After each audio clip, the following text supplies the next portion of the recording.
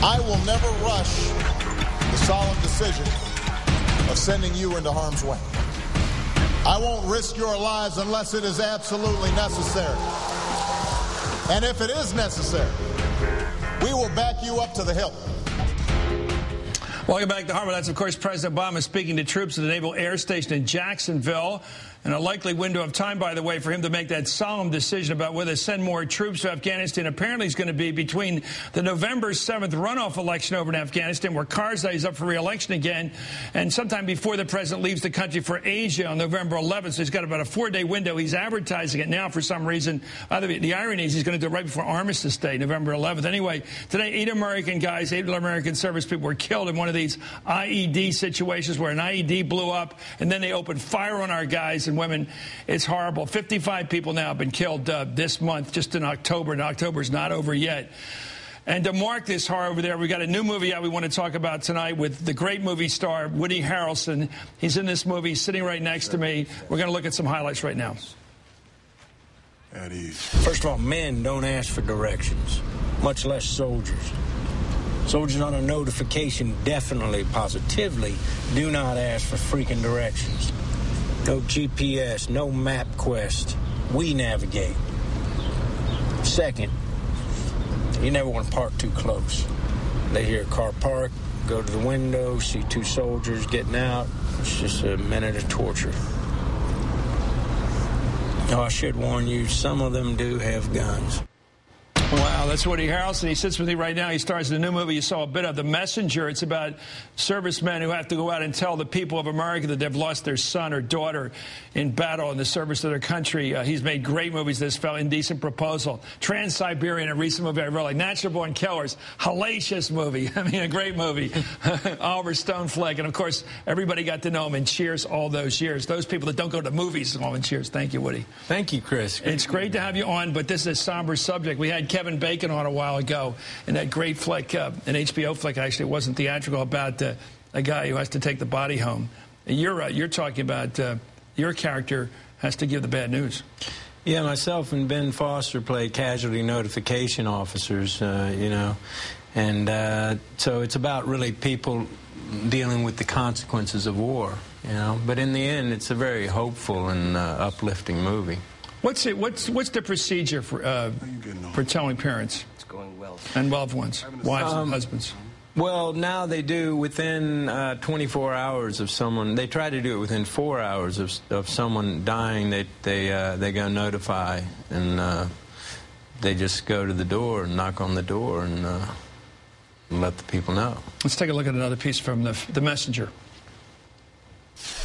Never say stuff like lost or expired or passed away, things people misunderstand.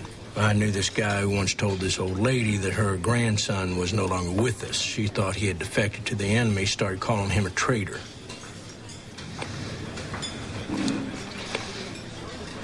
We need to be clear, need to say killed or died. What we don't say is the deceased or the body. We call each casualty by name. We honor them. You with me? Yes, sir. Then look at me, Sergeant.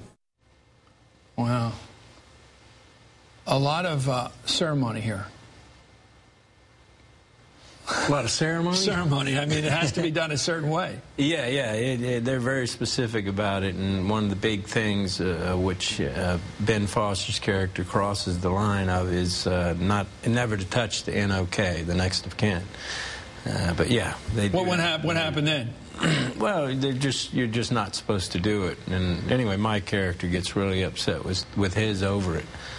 But you know, it's an incredible movie. There's a lot of humor in it. I think it's the movie I'm most proud of being a part of any movie I've done. And you know, hope you get a chance to see it. Well, so let me ask you about this, the war. I mean, we've got 2 wars going now. One that hopefully is settling down. We're coming home next year from Iraq. But the other one looks like we might be beefing up. Your feelings about it? Well, I've been pretty vocal about how I feel about the war, which is against it. I think the reasons that we went to war were pretty obvious, and I think that the thing that happened for me, though, during the course of the filming of this movie, I got to spend a lot of times with people in the Army, And I really came to love the people that I met, and I felt they were heroic. They're not making any money. They're putting their life on the line every day, and they're doing it out of the love of their country. And I really was knocked out by them, and I felt like in the end I loathed the war, but I loved the warriors. So it was a big thing for me. Well, the great contradiction is that we keep hearing stories like General McChrystal says more troops, and in a weird way, the guys out there who are risking and giving their lives under orders are getting confused with the people giving the orders. I mean, it seems to me the challenge is to give them the right orders, to give them the right mission, the right wars to fight. Yeah, and that's the civilian's job. I think there's a lot of similarity between what's happening now and what happened with LBJ. It's an unpopular thing that's happening over there, and I think what I would love to see is they bring the troops home, because I think it's not a war they should be fighting.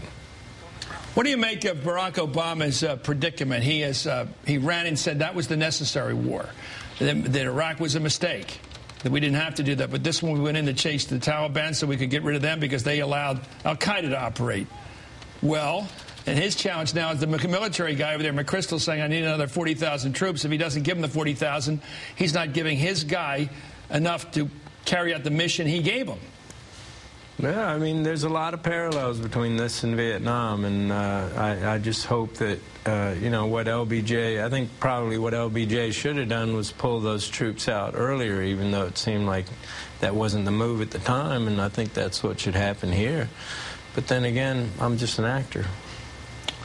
You're also humble. Thank you. You're right about LBJ. We'll discuss the rest of this issue as the time goes on here, but you're dead right about LBJ. I don't think we gained anything from 68 on. That war just continued, and we ended up pulling out the same way we would have pulled out in 65. Anyway, thank you. Thank you. Good luck with this movie. The movie's The Messenger.